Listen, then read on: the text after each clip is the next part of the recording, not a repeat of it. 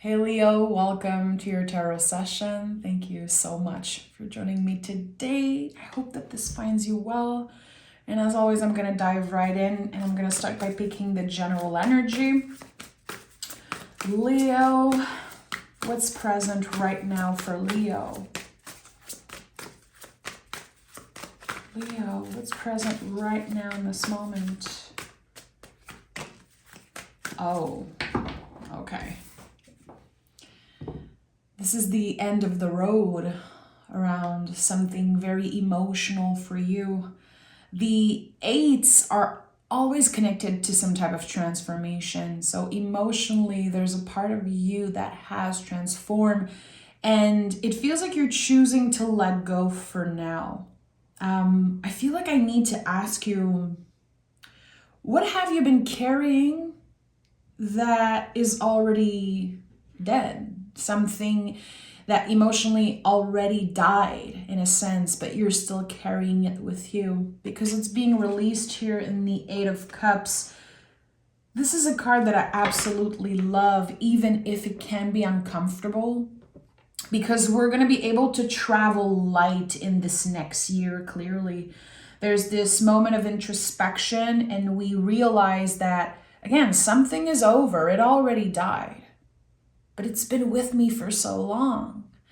How am I letting go of this? How am I moving on? So it feels like you're doing what's right for you in this moment.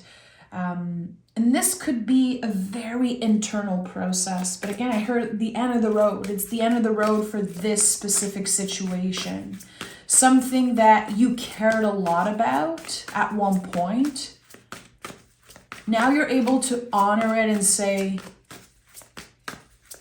I'm moving on. I'm ready to receive something better. I'm ready to experience something that matches my energy. Knight of Cups is here. Okay, so this is not an easy process because the Knight of Cups invites us to show ourselves compassion. This card can come up when we are being so hard on ourselves. We are blaming and judging, and there's so much noise. So we have to come back to the self and we have to remember, okay, I'm only human. I'm supposed to make mistakes. I'm supposed to get confused. Things are always complicated. This is how life is. It's never just right or wrong. It's never just left or right, black or white. It's always nuanced.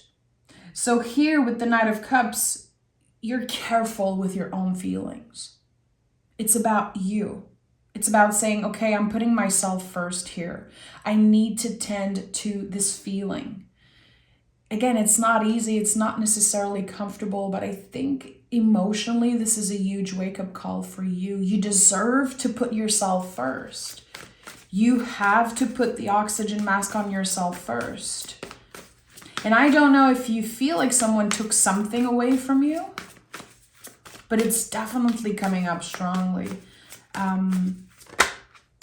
Like you forgave someone regardless of what they have done. Maybe in the past it was easier to forgive. It was easier to just act like nothing really happened in a way. I'm hearing someone lied to themselves. And that was part of you tapping into self-love. And I feel like, self-love can be a little bit overrated. Like, it's something that a lot of folks talk about, but I think that in general, we don't have to love every part of ourselves. We don't have to. But with the Two of Cups here, you are learning to appreciate a part of yourself that was very confusing in the past. Something that felt like a burden or something that it felt quote unquote wrong. But what is complicated for you is not necessarily what's wrong with you. You can be challenged by the world, by yourself, also your own feelings at times, and it doesn't mean that there's something wrong there. So the Two of Cups really is about Again, we're planting a seed of self-love. We are understanding that we don't have to love everything about ourselves and everything about our lives, but we are aware of what is present. We are aware of the beauty. And not everything is just about the beauty. This is something that I'm very passionate about. I think that one of the key in life to be emotionally strong is to be able to see the beauty, but also the darkness in all things. The good, the bad, the ugly. So there's something here. And of course, with all those cups, it's intense. A lot of you could feel drained out. Like, where is my magic? Where is my power? I feel like someone took a part of myself with them. And look at that, Leo. I told you. Can you identify what have already died? What is already over? And seeing all of those cups and the Death card, to me, this is about remembering you will love again. You will be happy again, because this doesn't have to be about a relationship. It could be your work, where you live. It could obviously, be a certain relationship.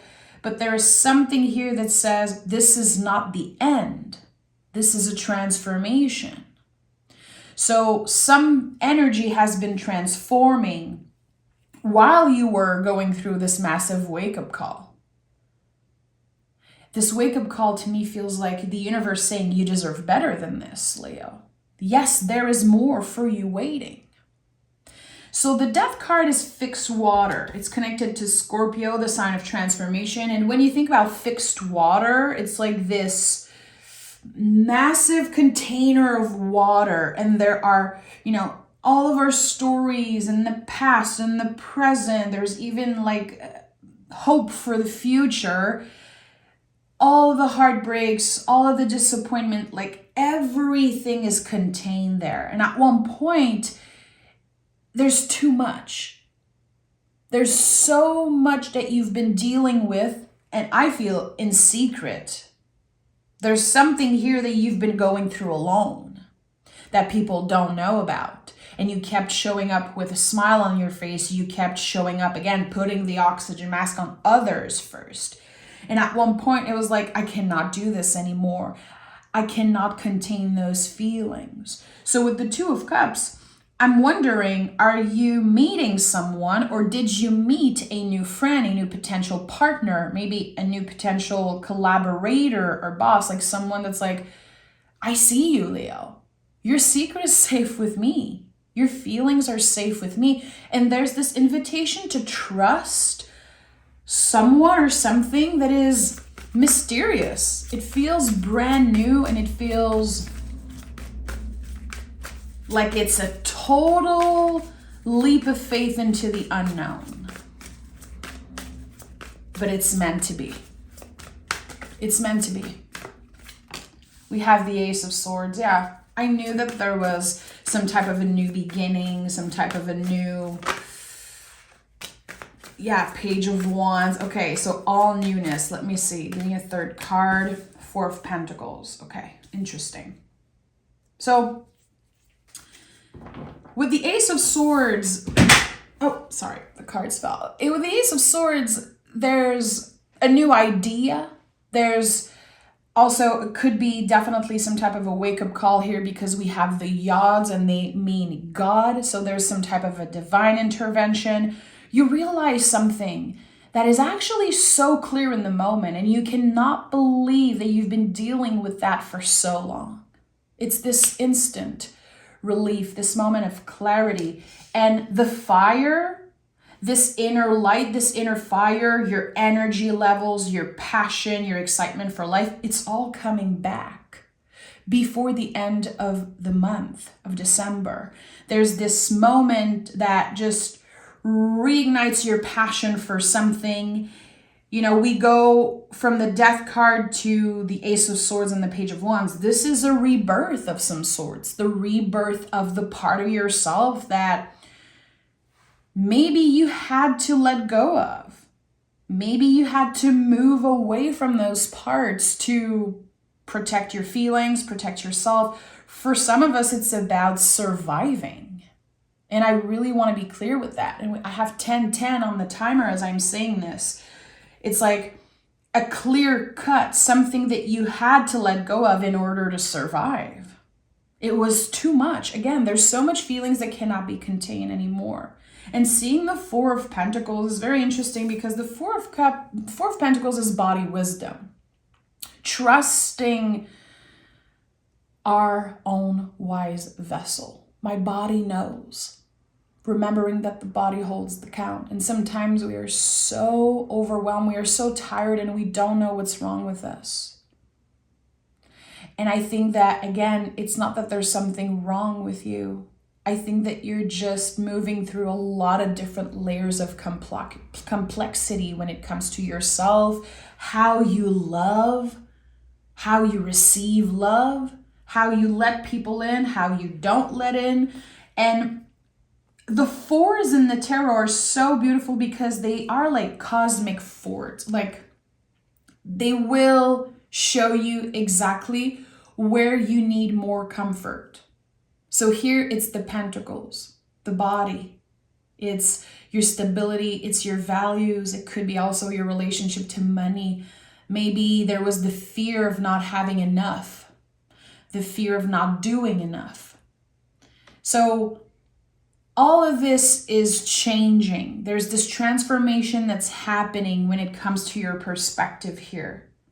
What felt like it wasn't enough or that there was a lack there is actually one of the areas of your life where it's going to be more abundant in 2025. So let me pick up the cards here.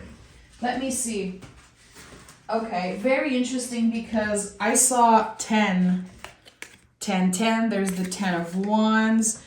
I have the World card. Okay, interesting. So let me shuffle the cards again. But the 10 of Wands was the first card on top. So when I think about the 10 of Wands, of course, there's completion there, but it really is about this moment of realization. Okay, I'm going to put the wands down and I'm going to be honest with myself and look at what can I do differently? Where am I ready to change? Because it's not always about others. It's not always about other people. We cannot constantly blame the external and the world when something is challenging for us. We have to look in the mirror. We have to be honest with ourselves. So let's see. Okay, yeah, Hangman, very connected to the 8 of Cups, 10 of Swords. So number 10 is very important for you right now. Notice when you see repetitive 10s, look at that 10, 10. I noticed 10, 10 on the timer. So I know that this is an angel number for you right now, seeing multiple 10s. And again, it's the universe saying something's over. Something's over. It's not the time to try to revisit. It's not the time to forget that you have outgrown something that, again, it's the end of the road. It's the end of the road. So the Hangman is so powerful. It's about clarity. It's about this moment of enlightenment. I am willing and I am available for clear routes, a clear road, a clear new path. Someone is ready to completely start over. And again, I think this is one specific area of your life, something that, again, is highly emotional for you. So with the 10 of Swords and the Wheel of Fortune, and we have always the sun rising in the background. 10 of Swords is a blessing. The hand here is placed just like the hand on the Hierophant. So this is a blessing. It's when we are at the end of the road and we're able to look back and say, wow, okay, when I connect all the dots, a lot of the hardships and challenges were meant to be. Here, you're getting the confirmation by the end of December that something very emotional was meant to be. It wasn't easy, and it's definitely not to sugarcoat. Not everything in life is meant to be. But here, we have the light in the darkness. We have this moment of clarity that could change the rest of our lives. You've been holding on to something, or someone or an energy has been holding on to you. I don't know. It could definitely be both sides or one of the two. But the Wheel of Fortune is saying the universe is already moving in your favor. The universe is already in motion for you, for your greater good. And it is connected to an area of your life that has been so sticky, so messy. Is it your inner world? Is it your relationship with yourself? Is there confusion there? Relationship with others? Is it one specific thing? Only you know. I'm not here to tell you that. You are your own wise teacher. You will know where there were light missing. Where did you lack? I want to say optimism, but it really is fire. You're finally getting excited about life again because of this one moment. So again, I invite you to notice when you see the number 10 on the clock, 1010.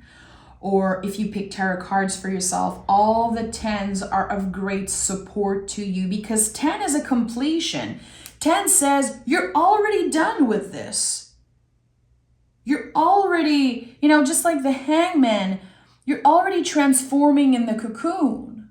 But when the butterfly is ready, its wings are wet. He cannot just fly away like that. He's going to need a time of adaptation. He's going to have to remain flexible. So how adaptable and flexible are you?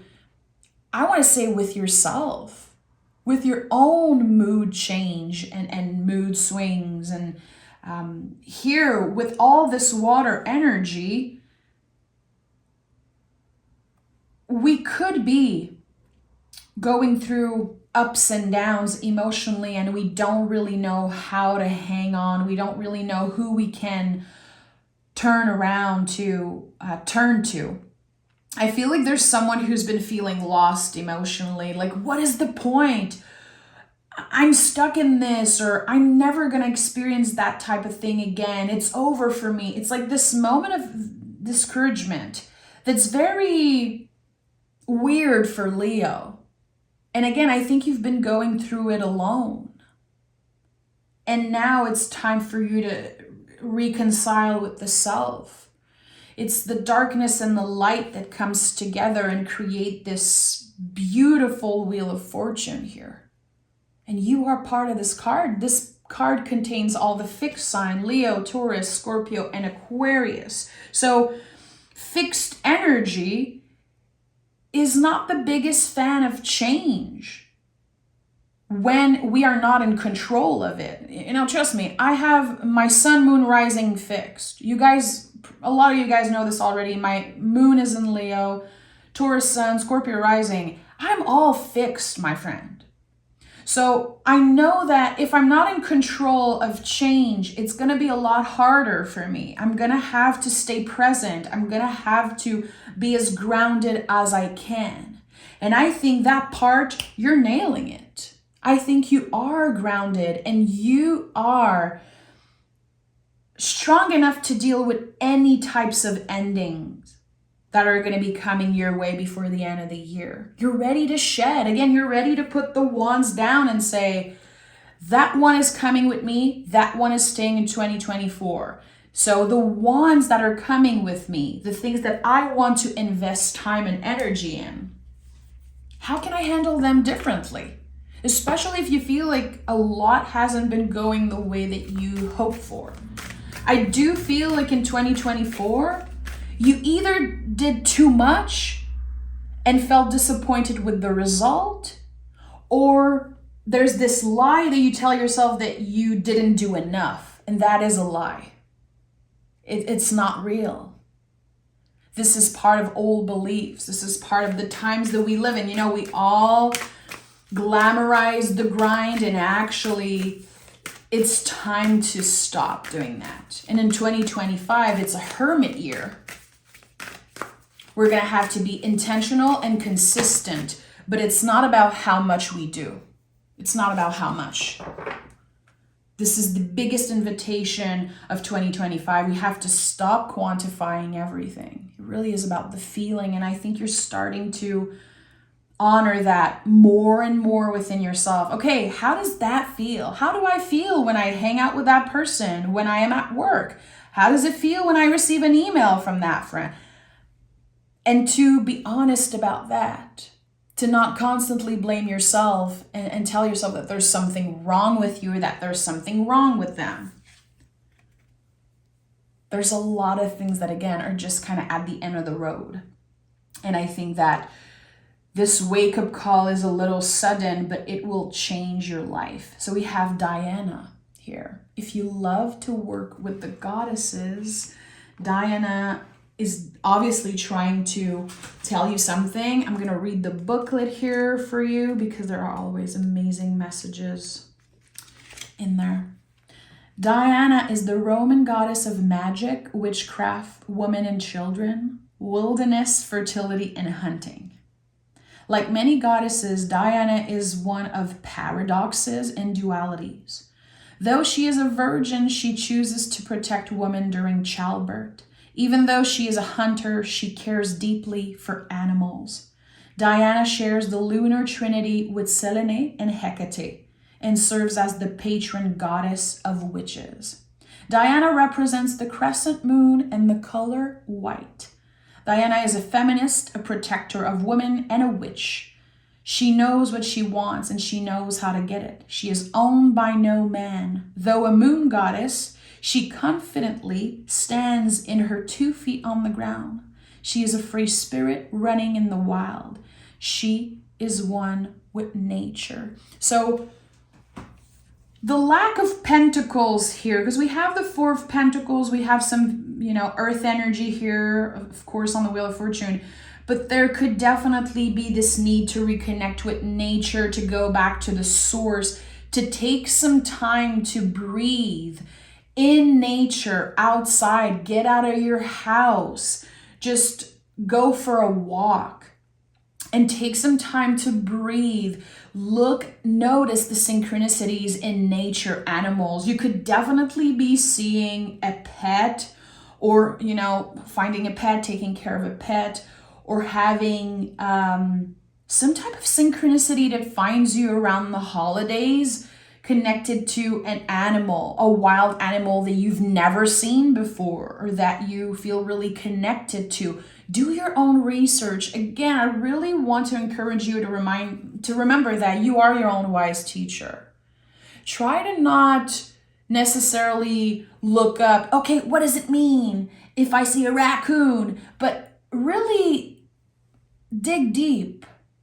Let the messages come through you because you have this power. And I think that, again, some type of magic is going through a rebirth, some type of passion. You could feel very curious about learning new skills, learning something new, study something. But I think that first you need to give yourself the time to do that introspection, because that wake-up call, it's big.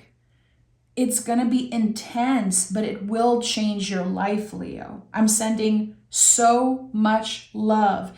Take care of yourself. And if I see that there's a lot of listens for this reading, I might do part 2 because I feel invited to record a part 2 for this. So make sure to like, make sure to subscribe, and I'll talk to you guys very, very soon. Bye-bye.